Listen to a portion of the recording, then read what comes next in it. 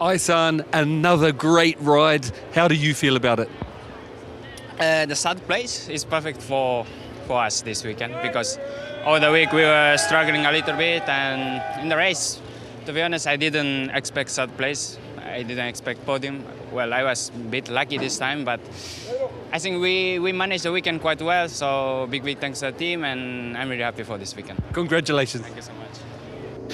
Yeah, maybe an unexpected third place for Ayagura, but you've got to take the points when they come your way. Canet went down in front of him, and then the late mechanical drama for Celestino Vietti. It does mean going to round 9 in Barcelona that young man there on the number 79 Honda Team Asia machine is tied on 108 points with Celestino Vietti at the top of the championship. They're 19 clear of Aaron Canet. Another solid ride that by Ayagura. He does what you want him to do. When he hasn't got the pace to win, just make sure you bring the bike home and then see what happens. Just keep racking up the points. Consistency is so vital to building championships, and that's exactly what Ayagura is doing. Well, he made up for last year, didn't he, having been bumped off out of Parc Ferme from 4th place last season. Joe Roberts second here in Mugello with Simon.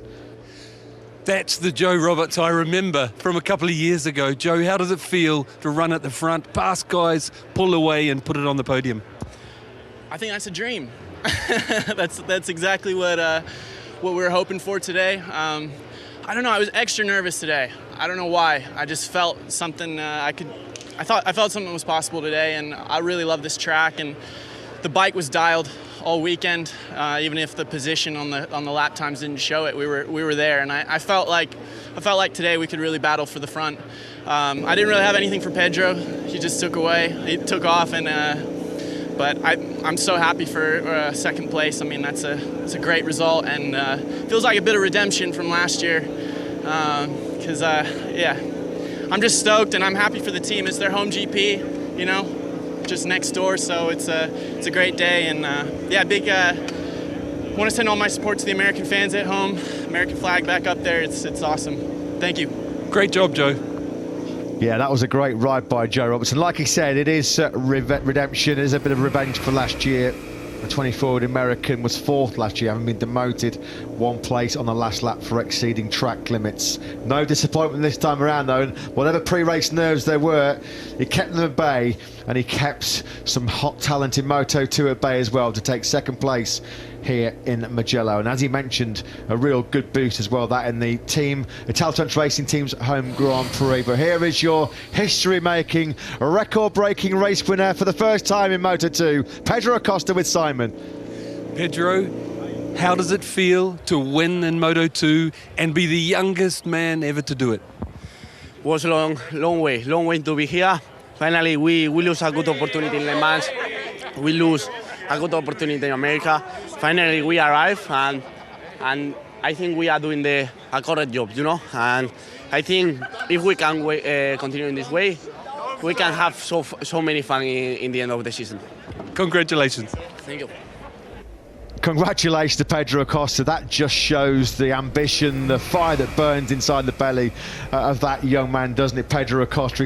He said, I've had to wait a long time for this. It's his 8th Grand Prix in Moto2. He's 3 months into his Moto2 career. What a ride, though, by this young man. The first of many wins in Moto2, that's for sure. It looks like he will be staying put in the Intermediate World Championship next year. Everybody thought he might be fast-tracked into MotoGP next year. I think common sense is prevailing, and this is the moment then he will never forget. What a moment for Pedro Acosta. What a moment for Red Bull KTM Ajo. They've created so much history together already in their short time together in Moto3, and there's more history and more records for Aki Ajo and that young man Pedro Acosta, who celebrates the sweet moment that he becomes the youngest rider ever to win in the Intermediate World Championship. A moment that he will never forget, a moment that he will savour. It was a long race, as he said, a real big test of his concentration. Great scenes there as Joe Roberts, Ayagura and his teammate Augusto Fernandez come to congratulate him. and a very different challenge for him than he's used to. Of course, he's become a serial winner in the Moto3 class, of course, last year on his way to the World Championship. But of course, winning in the Moto3 class is a very different style to Moto2. You're battling right the way down to the final race. Sometimes it's slipstream battles to the line. This was a very different challenge for Pedro Acosta, a real test of concentration with such a comfortable lead with essentially just under half of the race to go. He was really in a race against himself in the second half of that Grand Prix. It was a race that he won. Joe Roberts and Ayagura then joining him on the podium. One of the popular podiums, one that every rider dreams of standing on if you race on two wheels. And Red Bull KTM Ayo, of course, consecutive victories for them in the Moto2 Championship, consecutive victories here at Mugello too, of course, after Remy Gardner's victory here 1 year ago. The dominant team in this class 1 year ago. They now move themselves up into third in the Teams Championship. Ayagura moves himself onto a share of the lead, if you like. He is second, technically still, in the Riders' Championship by virtue of Celestino Vietti's 2 victories. Vietti, the only rider so far this season to repeat a victory. Joe Roberts, of course, he's had his fair share of success already this season. That victory and ports him out. In many ways, this will be a sweeter result for him, given the quality of the opposition he was up against. But no doubting the quality today of Pedro Acosta. The 18-year-old has well and truly arrived as a race winner in Moto2, the youngest winner in the history of intermediate class racing here in the Grand Prix World Championship. And as Matt said, it's certainly not going to be the last time we herald Pedro Acosta as a race winner in this class. There's his teammate looking on, ready to congratulate him, Augusto Fernandez, who finished in 5th today. Chao Amato, the Oakley Global Head of Marketing, will hand over the trophy. Serial winners, well, I mentioned that phrase a moment ago. You can certainly use that phrase to apply to Red Bull KTM Ayo in this Moto2 World Championship. Stefano Passiatore, the president of the United Municipalities of Mugello, he's going to give Ayagura yet another podium trophy. It's his 13th career podium, his 5th in this Moto2 class.